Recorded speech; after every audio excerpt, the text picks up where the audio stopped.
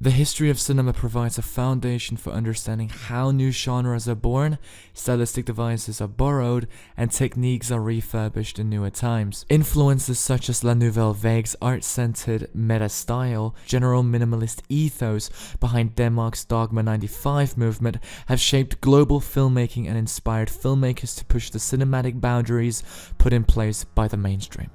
Likewise, German Expressionism has left its mark on modern directors through its bold visual style and dark psychological exploration, exerting its influence on modern genres like neo-noir. In this comparative study, I will analyze how Robert Eggers' The Lighthouse from 2018 and David Lynch's Blue Velvet from 1986 draw on the German Expressionist visual techniques despite their differences regarding culture and time to explore the darker side of human identity.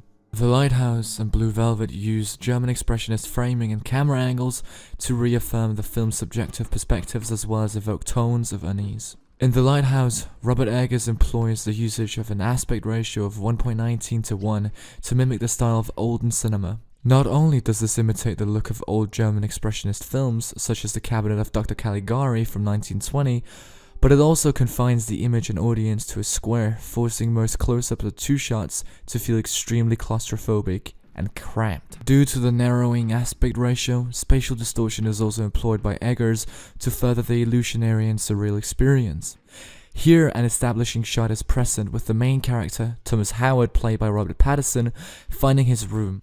However, instead of the sequence making sense, the boxy ratio coupled with spatial distortion and the given symmetry lets the scene thrive in mystery and has the audience left with more questions than answers. The choice of dividing the frame into two reflections further cramps the cramped image, but also foreshadows the entirety of the film as Pattinson's character comes to experience mental disillusionment over his confinement, themes that are ubiquitous in German Expressionist cinema too. A rare, a bloody steak. If I had a steak, I would fuck it. Similarly to The Lighthouse, David Lynch utilized the symmetry as well as framing to capture the voyeuristic perspective of Jeffrey in Blue Velvet and underline the mundaneness of suburban life in contrast to the underlying danger that emerges. The symmetry at play in Lynch's framing is only to accentuate the underlying themes of safety versus danger.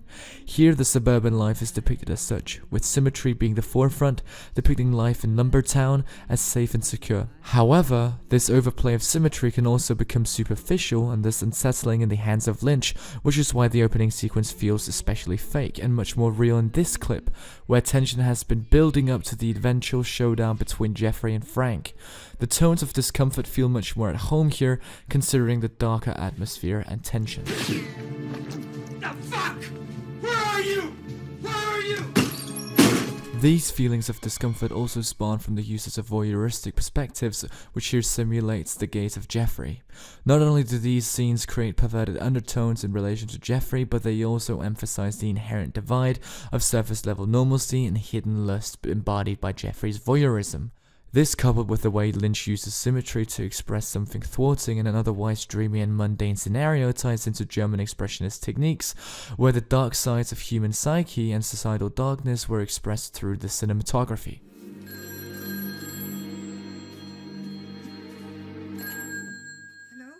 Additionally, The Lighthouse and Blue Velvet use German Expressionist lighting to emphasize the subjective perspective and the themes of madness within human identity.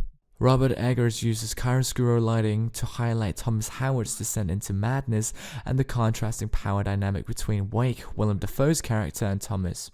Chiaroscuro refers to the contrast between light and dark, and due to the absence of color in Eggers' motion picture, which favors texture, this becomes a key component. Like in German Expressionist cinema, this was a technique used to capture the descent of character sanity, and the same applies here, but on a deeper level. No man touch it. Don't concern yourself with the beacon, lad. Mine.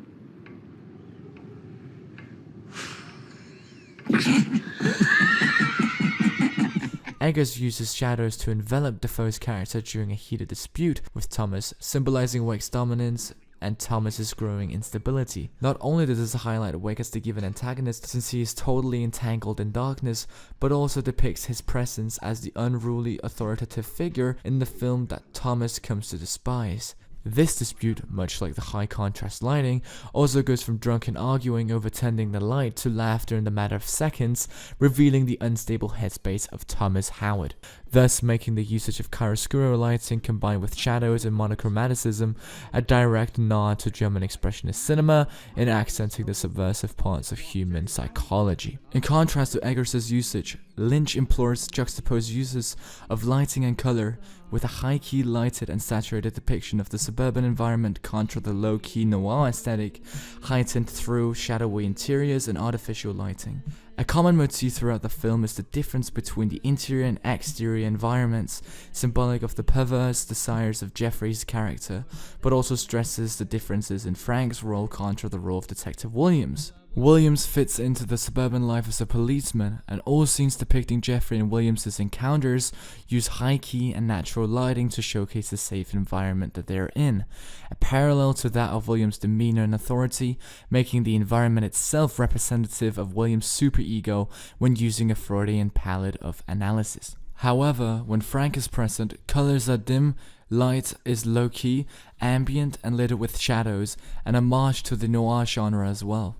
This is to represent Frank's lust-centric nature, deprived of shame and functioning on pure desire, the quality of the id symbolized through the environment. These Freudian qualities, encapsulated by the lighting and coloring itself, come on display in Frank's infantry fantasy when propelling his sexual demands on Dorothy. Baby wants to fuck. Get ready to fuck! The shadows and overall lighting not only contribute to the eerie aesthetic of the unpleasant scene, but also symbolize and express Frank and Jeffrey's dark side of sexual longing, given a Jungian interpretation. These exaggerated visual techniques are used to convey hidden meaning like in Expressionist cinema, and Lynch is thus able to juxtapose the moral darkness lurking inside behind the exterior of suburban life, again a common motif in German Expressionism itself. Additionally, the Lighthouse and Blue Velvet employ set designs and surrealist visual imagery to have the audience reflect on the respective film's representation of human identity. In The Lighthouse, Eggers utilizes the given set designs to reflect Thomas Howard's inner turmoil.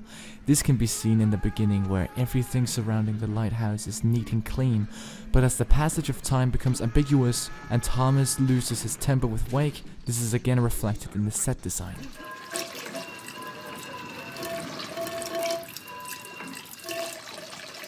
Furthermore, Eggers uses surrealist visual imagery to imbue the set design with more meaning. Not only does this freeze-frame-like imagery confront the audience with immense symbolism, but they also challenge the audience with a feeling of ambiguity due to the removal of the film's immersion in favor of the artistic qualities, thus making it meta. This is seen time again in German Expressionist cinema, such as in Nosferatu, where the theatrical set design draws the audience out of the cinematic immersion in favor of expressing deeper notions regarding the dark side of German society in the 1920s. Likewise, The Lighthouse breaks the fourth wall numerous times, here through the still camera and the glaring stare of Robert Pattinson and Willem Dafoe into the camera lens, but also through surrealist imagery depicting mythical illusions.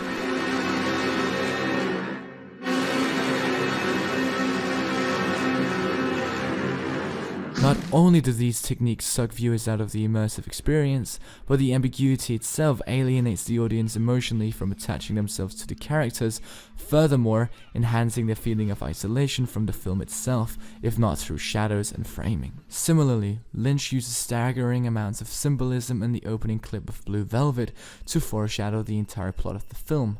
From the exterior of Lumbertown being saturated to the interior here represented through the crawling critters on screen, symbolizing the underlying depths of the human lust as seen in the characters Frank, Jeffrey, and Williams. In the opening sequence too, like in The Lighthouse, the firemen that drive by break the fourth wall, taking the audience out of the immersive experience too. This makes the unbearable events happening throughout Blue Velvet more tolerable for the audience, but also reveals the fragility within the constructed exteriors, forcing the audience to confront themselves and reflect on their own desires, like Jeffrey does throughout the film's runtime. This discomfort and self-awareness is made more evident through the voyeuristic first-person scene, facing the audience with a personalized question of morality and simultaneously reinforcing the film's exploration of the human psyche's dual nature. Thus, through German Expressionist usage of framing, coloring, and mise en place, the films are able to achieve their unsettling feeling and explore the dark side of human identity.